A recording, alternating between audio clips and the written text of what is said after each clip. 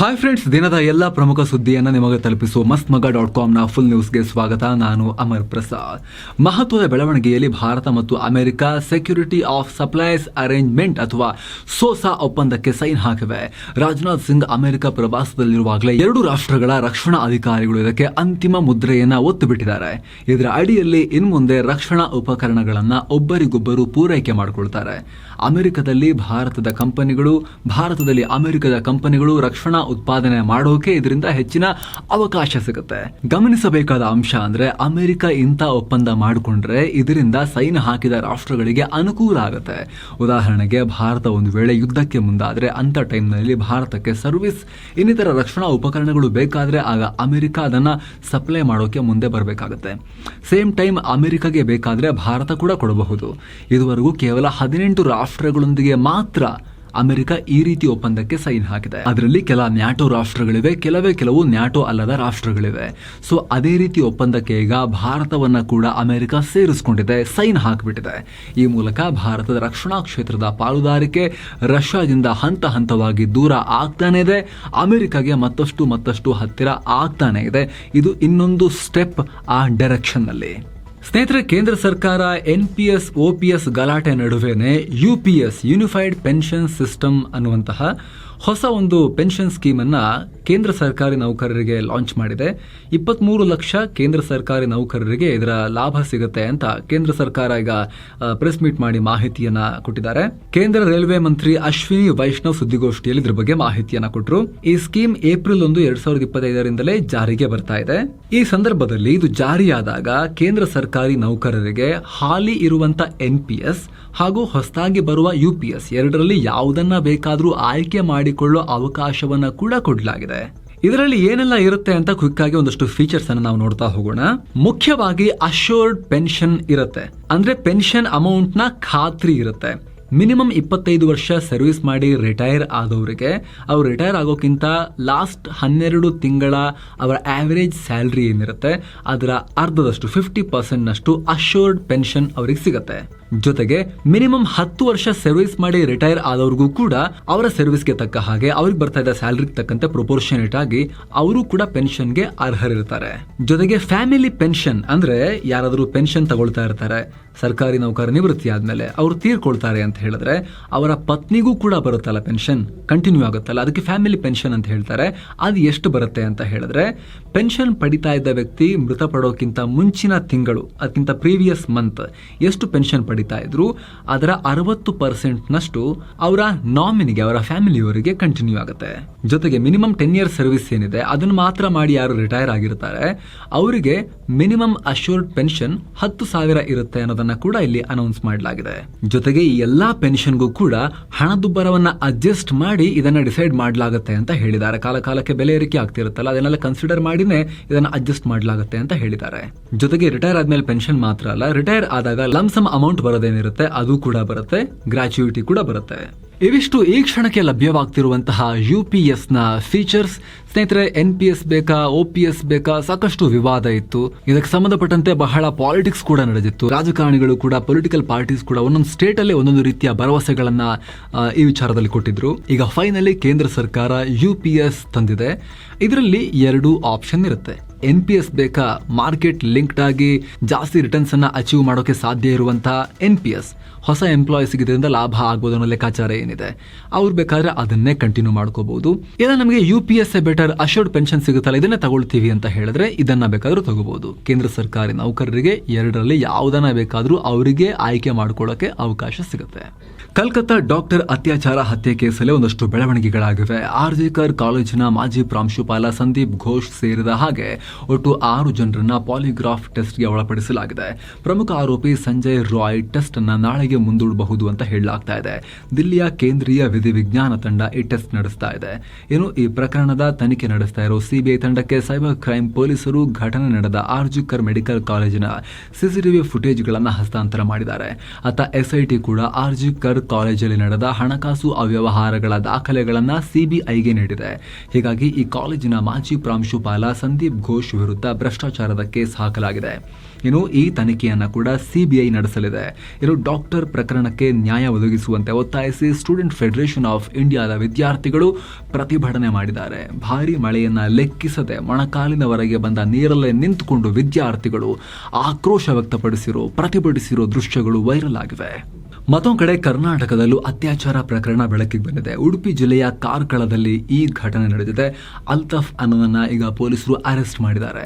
ಪ್ರಾಥಮಿಕ ಮಾಹಿತಿ ಪ್ರಕಾರ ಇವರು ಇನ್ಸ್ಟಾಗ್ರಾಮ್ನಲ್ಲಿ ಪರಿಚಯ ಆಗಿದ್ರಂತೆ. ಬಳಿಕ ಮದ್ಯದಲ್ಲಿ ಮಾದಕ ವಸ್ತುವನ್ನ ಬೆರೆಸಿ ಕುಡಿಸಿ ಅತ್ಯಾಚಾರ ಮಾಡಿದ್ದಾನೆ ಅನ್ನೋದು ಆರೋಪ. ಬಳಿಕ ಯುವತಿಯನ್ನ ಆಕೆ ಮನೆ ಸಮೀಪ ಬಿಟ್ಟು ಹೋಗಿದ್ದ. ಹೀಗಾಗಿ ಯುವತಿಯ ಪೋಷಕರ ಹೇಳಿಕೆ ಮೇರೆಗೆ ಆರೋಪಿ ವಿರುದ್ಧ ಅತ್ಯಾಚಾರ ಕೇಸ್ ದಾಖಲಾಗಿದೆ. ಸಂತ್ರಸ್ತೆ ಹೇಳಿಕೆ ನಂತರ ವೈದ್ಯಕೀಯ ವರದಿ ಬಳಿಕ ಮುಂದಿನ ಕ್ರಮ ಕೈಗೊಳ್ಳಲಾಗಿ ಪೊಲೀಸರು ಹೇಳಿದ್ದಾರೆ. ಇನ್ನು ಘಟನೆಯ ಹಿಂದೆ ಲವ್ ಜಿಹಾದ್ನ ದೊಡ್ಡ ಜಾಲವಿದ್ದು ಅದು ಬೆಳಕಿಗೆ ಬರಬೇಕು. ಹೀಗಾಗಿ ಕಠಿಣ ಕ್ರಮ ತಗೊಳ್ಳಿ ಪೊಲೀಸರು ಈ ಕೇಸಲ್ಲಿ ಅಂತ ಹಿಂದೂ ಸಂಘಟನೆಗಳು ಪೊಲೀಸರಿಗೆ ಆಗ್ರಹ ಮಾಡಿದ್ದಾರೆ, ಆರೋಪಗಳನ್ನ ಮಾಡಿದ್ದಾರೆ. ಮತ್ತೊಂದು ಕಡೆ ಹುಬ್ಬಳ್ಳಿ ಅಂಜಲಿ ಪ್ರಕರಣಕ್ಕೆ ಸಂಬಂಧಪಟ್ಟಂತೆ ಸಿಐಡಿ ಅಧಿಕಾರಿಗಳು ತನಿಖೆ ನಡೆಸಿ 494 ಪುಟಗಳ ಚಾರ್ಜ್ ಶೀಟ್ ಸಲ್ಲಿಸಿದ್ದಾರೆ. ಆರೋಪಿ ಗಿರೀಶ್ ಮೈಸೂರಿನ ಮಹಾರಾಜ ಹೋಟೆಲ್ ಆವರಣದ ಬಾರ್ನಲ್ಲಿ ಕೆಲಸ ಮಾಡ್ತಾ ಇದ್ದ. 2024 ಏಪ್ರಿಲ್ನಲ್ಲಿ ಇಬ್ಬರ ನಡುವೆ ಮನಸ್ತಾಪ ಆಗಿತ್ತು. ಗಿರೀಶ್ ಕಾಲನ್ನ ಅಂಜಲಿ ಸ್ವೀಕರಿಸಲಿಲ್ಲ. ಗಿರೀಶ್ ನಂಬರ್ ಅಂಜಲಿ ಬ್ಲಾಕ್ ಮಾಡಿದ್ಲು. ಹೀಗಾಗಿ ಅಂಜಲಿ ಮನೆಗೆ ಬಂದು ಈ ಕೃತ್ಯವನ್ನ ಮಾಡಿದ್ದಾನೆ ಗಿರೀಶ್ ಅಂತ ಈಗ ಚಾರ್ಜ್ ಶೀಟ್ನಲ್ಲಿ ಉಲ್ಲೇಖ ಮಾಡಲಾಗಿದೆ. ಇನ್ನು ಅಸ್ಸಾಂನಲ್ಲಿ ಇತ್ತೀಚೆಗೆ 14 ವರ್ಷದ ಅಪ್ರಾಪ್ತ ಬಾಲಕಿ ಮೇಲಿನ ಸಾಮೂಹಿಕ ಅತ್ಯಾಚಾರ ವಿಚಾರವಾಗಿ ಅರೆಸ್ಟ್ ಆಗಿದ್ದ ಪ್ರಮುಖ ಆರೋಪಿ ಕೇಸ್ದು ಪ್ರಾಣ ಕಳ್ಕೊಂಡಿದ್ದಾನೆ. ಹೀಗೆ ಪೊಲೀಸರು ಹೇಳ್ತಿರೋ ಪ್ರಕಾರ ಕಸ್ಟಡಿಲಿದ್ದ, ಎಸ್ಕೇಪ್ ಆಗೋಕೆ ಪ್ರಯತ್ನ ಪಟ್ಟ, ಆಮೇಲೆ ಕೊಳ್ಳದಲ್ಲಿ ಮುಳುಗಿ ಆತ ಹೋಗ್ಬಿಟ್ಟ ಅಂತ ಪೊಲೀಸರು ಹೇಳಿದ್ದಾರೆ. ಸಿದ್ದು ಸರ್ಕಾರದ ಪ್ರಭಾವಿ ಮಂತ್ರಿ ಅಂತ ಕರೆಯಲಾಗೋ ಎಂಬಿ ಪಾಟೀಲ್ಗೂ ಈಗ ಸಂಕಷ್ಟ ಒದಗಿರೋ ತರ ಕಾಣಿಸ್ತಾ ಇದೆ. ಎಂಬಿ ಪಾಟೀಲ್ ವಿರುದ್ಧ ಪ್ರಾಸಿಕ್ಯೂಷನ್ಗೆ ಅನುಮತಿ ಕೊಡುವಂತೆ ರಾಜ್ಯಪಾಲರಿಗೆ ದೂರು ಕೊಡಲಾಗಿದೆ. ಸಾಮಾಜಿಕ ಕಾರ್ಯಕರ್ತ ದಿನೇಶ್ ಕಲ್ಲಹಳ್ಳಿ ಅನ್ನೋರು ರಾಜಭವನದಲ್ಲಿ ದೂರನ್ನು ದಾಖಲಿಸಿದ್ದಾರೆ. ಕರ್ನಾಟಕ ಕೈಗಾರಿಕಾ ಪ್ರದೇಶಾಭಿವೃದ್ಧಿ ಮಂಡಳಿ ಅಂದ್ರೆ ಕೆಐಎಡಿಬಿ ಭೂಮಿಯನ್ನ ಅಕ್ರಮವಾಗಿ ಮಂಜೂರು ಮಾಡಿದ್ದಾರೆ ಅಂತ ಆರೋಪ ಮಾಡಲಾಗಿದೆ. ರೂಲ್ಸ್ ಪ್ರಕಾರ ಆನ್ಲೈನ್ ನಲ್ಲಿ ಪ್ರಕ್ರಿಯೆ ನಡೆಸಬೇಕಾಗಿತ್ತು. ಆದರೆ ಸಚಿವ ಪಾಟೀಲ್ ಕೈಗಾರಿಕೆಗಳನ್ನ ನಡೆಸದ ಕಂಪನಿಗಳಿಗೆ ಭೂಮಿಯನ್ನ ಮಂಜೂರು ಮಾಡಿದ್ದಾರೆ ಅಂತ ಆರೋಪ ಮಾಡಿದ್ದಾರೆ. ಇನ್ನು ಕೆಐಎಡಿಬಿ ನಿವೇಶನ ಹಂಚಿಕೆಯಲ್ಲಿ ಯಾವುದೇ ಅಕ್ರಮ ಆಗಿಲ್ಲ ಅಂತ ಖುದ್ದು ಎಂಬಿ ಪಾಟೀಲ್ ಇದಕ್ಕೆ ಸ್ಪಷ್ಟೀಕರಣ ಕೊಡೋ ಪ್ರಯತ್ನ ಮಾಡಿದ್ರು. ಆಮೇಲೆ ಮತ್ತೊಂದು ಕಡೆ ಸಿಎಂ ಕೊರಳಿಗೆ ಸುತ್ತಿರೋ ಮೂಡಾ ಪ್ರಕರಣದಿಂದ ಸಿದ್ದರಾಮಯ್ಯ ಕೆಳಗಿಳಿಯಬಹುದು ಅಂತೆಲ್ಲ ಚರ್ಚೆ ಶುರುವಾಗಿತ್ತು. ಆದರೆ ಈಗ ಕಾಂಗ್ರೆಸ್ ಹೈಕಮಾಂಡ್ ನಾಯಕರು ಸಿದ್ದು ಬೆನ್ನಿಗೆ ನಿಂತಿದ್ದಾರೆ. ಇತ್ತೀಚೆಗೆ ನಡೆದ ಮೀಟಿಂಗ್ ನಲ್ಲಿ ನಾವೆಲ್ಲದಕ್ಕೂ ಸಪೋರ್ಟ್ ಕೊಡ್ತೀವಿ, ನೀವು ಹೋರಾಟ ಮಾಡಿ ಅಂತ ಅವ್ರಿಗೆ ಹೇಳಿದಾರಂತೆ. ಇನ್ನೊಂದು ಕಡೆ ಸಿಡಿ ವಿಚಾರ ಮತ್ತೆ ಸದ್ದು ಮಾಡ್ತಾ ಇದೆ. ಬಿಜೆಪಿ ಮಾಜಿ ಮುಖ್ಯಮಂತ್ರಿಯೊಬ್ಬರ ಅಶ್ಲೀಲ ವಿಡಿಯೋ ಇರೋ ಸಿಡಿ ಬಿಡುಗಡೆಯಾಗುತ್ತೆ ಅಂತ ಮಾಜಿ ಶಾಸಕ ಆನಂದ್ ನ್ಯಾಮಗೌಡ ಹೇಳಿಕೆಯನ್ನು ಕೊಟ್ಟಿದ್ದಾರೆ. ಆಗಸ್ಟ್ 27ನೇ ತಾರೀಕು ನಿಗದಿಯಾಗಿರೋ ಕೆಪಿಎಸ್ಸಿ ಪ್ರಿಲಿಮ್ಸ್ ಪರೀಕ್ಷೆಯಲ್ಲಿ ಯಾವುದೇ ಕನ್ಫ್ಯೂಷನ್ ಇಲ್ಲ, ಪರೀಕ್ಷೆ ಮುಂದೂಡೋದಿಲ್ಲ ಅಂತ ಸಿಎಂ ಸಿದ್ದರಾಮಯ್ಯ ಸ್ಪಷ್ಟಪಡಿಸಿದ್ದಾರೆ. ಇತ್ತೀಚೆಗೆ ಈ ಕುರಿತು ತೀವ್ರ ಆಕ್ರೋಶ ವ್ಯಕ್ತ ಆಗಿತ್ತು. ತರಾತುರಿಯಲ್ಲಿ ಪರೀಕ್ಷೆ ದಿನಾಂಕವನ್ನ ಪ್ರಕಟಿಸಿದ್ದಾರೆ, ಓದೋಕೆ ಟೈಮ್ ಇಲ್ಲ, ಪರೀಕ್ಷೆ ಮುಂದೂಡಬೇಕು ಅನ್ನೋ ಕೂಗಿತ್ತು. ವಿಪಕ್ಷಗಳು ಇದನ್ನ ಪ್ರಶ್ನೆ ಮಾಡಿದ್ವು. ಅದರ ಬೆನ್ನಲ್ಲೇ ಸಿಎಂ ಏನು ಪ್ರಾಬ್ಲಮ್ ಇಲ್ಲ, ಸರಿ ಇದೆ, ಎಕ್ಸಾಮ್ ನಡೆಯುತ್ತೆ ಅಂತ ಹೇಳಿದ್ದಾರೆ. ಬೆಂಬಲ ಬೆಲೆಯಲ್ಲಿ ಹೆಸರುಕಾಳು ಮತ್ತು ಸೂರ್ಯಕಾಂತಿಯನ್ನ ಖರೀದಿ ಮಾಡೋಕೆ ಕೇಂದ್ರ ಸರ್ಕಾರ ಒಪ್ಪಿಗೆ ಕೊಟ್ಟಿದೆ ಅಂತ ಕೃಷಿ ಮಂತ್ರಿ ಶಿವಾನಂದ ಪಾಟೀಲ್ ಹೇಳಿದ್ದಾರೆ. ಮಾರ್ಕೆಟ್ ಅಲ್ಲಿ ಹೆಸರುಕಾಳು ಮತ್ತು ಸೂರ್ಯಕಾಂತಿ ರೇಟ್ ಕುಸಿದ ಕಾರಣ ಬೆಂಬಲ ಬೆಲೆ ಯೋಜನೆಯಲ್ಲಿ ಖರೀದಿಗೆ ಪರ್ಮಿಷನ್ ಕೊಡುವಂತೆ ಕೇಂದ್ರಕ್ಕೆ ಪ್ರಸ್ತಾವನೆ ಕೊಡಲಾಗಿತ್ತು. ಒಪ್ಪಿಗೆ ಸಿಕ್ಕಿದೆ ಅಂತ ಸಚಿವರು ಹೇಳಿದ್ದಾರೆ. ಇನ್ನು ಕರ್ನಾಟಕದ ಕರಾವಳಿ ಸೇರಿದಂತೆ ಕೆಲ ಜಿಲ್ಲೆಗಳಿಗೆ ಮುಂದಿನ 48 ಗಂಟೆಗಳಲ್ಲಿ ಭಾರೀ ಮಳೆಯಾಗುತ್ತೆ ಅಂತ ಹವಾಮಾನ ಇಲಾಖೆ ಮುನ್ಸೂಚನೆ ಕೊಟ್ಟಿದೆ. ಉತ್ತರ ಕನ್ನಡ ಹಾಗೂ ಉಡುಪಿ ಜಿಲ್ಲೆಗಳಿಗೆ ಆರೆಂಜ್ ಅಲರ್ಟ್ ಕೊಡಲಾಗಿದೆ. ಬೆಳಗಾವಿ, ದಕ್ಷಿಣ ಕನ್ನಡ, ಶಿವಮೊಗ್ಗ ಹಾಗೂ ಚಿಕ್ಕಮಗಳೂರು ಜಿಲ್ಲೆಗಳಿಗೆ ಯೆಲ್ಲೋ ಅಲರ್ಟ್ ನೀಡಲಾಗಿದೆ. ಉಳಿದ ಜಿಲ್ಲೆಗಳಲ್ಲಿ ಒಣ ಹವೆ ಮುಂದುವರಿಯಲಿದೆ ಅಂತ ಹೇಳಿದೆ. ಏನೋ ಕೇಂದ್ರ ಗೃಹ ಮಂತ್ರಿ ಅಮಿತ್ ಶಾ ಛತ್ತೀಸ್ಗಢದಲ್ಲಿ ಒಂದು ದೊಡ್ಡ ಮೀಟಿಂಗ್ ಮಾಡಿದ್ದಾರೆ ನಕ್ಸಲಿಸಂಗೆ ಸಂಬಂಧಪಟ್ಟಂತೆ. ಇದರಲ್ಲಿ ಒಂದು ದೊಡ್ಡ ಘೋಷಣೆಯನ್ನು ಮಾಡಿದ್ದಾರೆ. ಇನ್ನು 2 ವರ್ಷಗಳಲ್ಲಿ 2026 ಒಳಗೆ ನಕ್ಸಲಿಸಮ್ ಅನ್ನ ದೇಶದಲ್ಲಿ ಸಂಪೂರ್ಣವಾಗಿ ನಿರ್ನಾಮ ಮಾಡ್ತೀವಿ ಅಂತ ಹೇಳಿದ್ದಾರೆ. ಅಂದ್ರೆ 2 ವರ್ಷಗಳಲ್ಲಿ ದೇಶದಲ್ಲಿ ಒಬ್ಬ ನಕ್ಸಲ್ ಇರಬಾರ್ದು, ಆ ಚಟುವಟಿಕೆನೇ ಇರಬಾರ್ದು, ಕಂಪ್ಲೀಟ್ ಆಗಿ ಅದನ್ನ ಫಿನಿಶ್ ಮಾಡ್ತೀವಿ ಅಂತ ಕೇಂದ್ರ ಗೃಹ ಮಂತ್ರಿ ಅಮಿತ್ ಶಾ ದೊಡ್ಡ ಘೋಷಣೆ ಮಾಡಿದ್ದಾರೆ. ಇವರು ಇಡೀ ಡೆಮೊಕ್ರೆಟಿಕ್ ಪ್ರೋಸೆಸ್ಗೆ ದೊಡ್ಡ ಅಪಾಯ, ಥ್ರೆಟ್. ಹಾಗಾಗಿ ಇದನ್ನು ಮಟ್ಟ ಹಾಕೋದು ಅನಿವಾರ್ಯ ಅಂತ ಹೇಳಿದ್ದಾರೆ.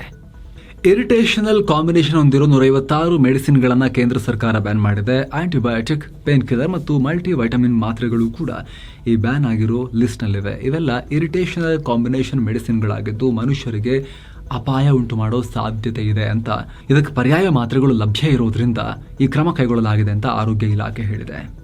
ಹೈದರಾಬಾದ್ಗೆ ತೆರಳ್ತಾ ಇದ್ದ ಖಾಸಗಿ ಹೆಲಿಕಾಪ್ಟರ್ ಒಂದು ಭಾರಿ ಮಳೆಯಿಂದಾಗಿ ಪುಣೆಯಲ್ಲಿ ಪತನ ಆಗಿದೆ. ಘಟನೆಯಲ್ಲಿ ಕ್ಯಾಪ್ಟನ್ ಸೇರಿದಂತೆ ಒಟ್ಟು 4 ಗಾಯಗೊಂಡಿದ್ದಾರೆ. ಸದ್ಯ ಇವರ ಜೀವ ಉಳಿದಿದೆ, ಆಸ್ಪತ್ರೆಗೆ ಸೇರಿಸಲಾಗಿದೆ. ಇಸ್ರೇಲ್ ಹಾಗೂ ಇರಾನ್ ನಡುವೆ ಯುದ್ಧ ಭೀತಿ ನಡುವೆ ಇರಾನ್ನ ಟಾರ್ಗೆಟ್ ಬಗೆಗಿನ ಸುದ್ದಿ ತೀವ್ರ ಸಂಚಲನಕ್ಕೆ ಕಾರಣ ಆಗ್ತಾ ಇದೆ.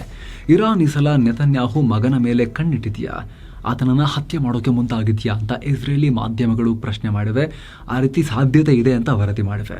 ಅಮೆರಿಕದ ಫ್ಲೋರಿಡಾದಲ್ಲಿ ನೆತನ್ಯಾಹು ಮಗ ಏರ್ ನೆತನ್ಯಾಹು ವಾಸ ಮಾಡ್ತಿದ್ದಾರೆ. ಅವರ ಅಪಾರ್ಟ್ಮೆಂಟ್ ಬಳಿ ಶಂಕಿತ ವಸ್ತುವೊಂದು, ಅನುಮಾನಾಸ್ಪದ ವಸ್ತುವೊಂದು ಓಡಾಡಿತ್ತು. ಕೂಡಲೇ ಅಪಾರ್ಟ್ಮೆಂಟ್ನಲ್ಲಿ ಇದ್ದವರಿಗೆ ಅಲರ್ಟ್ ಜಾರಿ ಮಾಡಲಾಗಿತ್ತು. ಪೊಲೀಸ್ ಮತ್ತು ಇತರ ಭದ್ರತಾ ಸಿಬ್ಬಂದಿ ಯಾರು ಅಪಾರ್ಟ್ಮೆಂಟ್ನಿಂದ ಹೊರಗೆ ಬರಬಾರದು, ಕಿಟಕಿ ಬಾಗಿಲುಗಳ ಹತ್ರ ಸುಳಿಬಾರದು ಅಂತ ನೋಟಿಸ್ ಕೊಟ್ಟಿದ್ರು ಅಂತ ಹೇಳಲಾಗಿದೆ.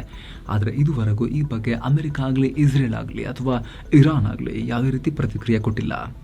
ಸೊ ಫ್ರೆಂಡ್ಸ್, ಇದಾಗಿತ್ತು ಇವತ್ತಿನ ಫುಲ್ ನ್ಯೂಸ್. ನಾವು ಕೊಯ್ದಿಲ್ಲ, ಎಳೆದಿಲ್ಲ, ಕಿರ್ಚಾಡಿಲ್ಲ, ಕೇವಲ ಸುದ್ದಿಯ ರೀತಿಯಲ್ಲಿ ನಿಮಗೆ ತಲುಪಿಸುವ ಪ್ರಯತ್ನವನ್ನು ಮಾಡಿದ್ದೀವಿ. ನಮ್ಮ ಈ ಪ್ರಯತ್ನ ನಿಮಗೆ ಇಷ್ಟ ಆಗ್ತಾ ಇದ್ದರೆ ದಯವಿಟ್ಟು mastmaga.com ಚಾನಲ್ಗೆ ಸಬ್ಸ್ಕ್ರೈಬ್ ಮಾಡಿ, ಪಕ್ಕದ ಬೆಲ್ ಐಕಾನ್ ಮೇಲೆ ಕ್ಲಿಕ್ ಮಾಡೋದನ್ನು ಯಾವುದೇ ಕಾರಣಕ್ಕೂ ಮರಿಬೇಡಿ. Thank you so much. ಮತ್ತೆ ಭೇಟಿ ಆಗ್ತಿರೋಣ. ನಮಸ್ತೆ.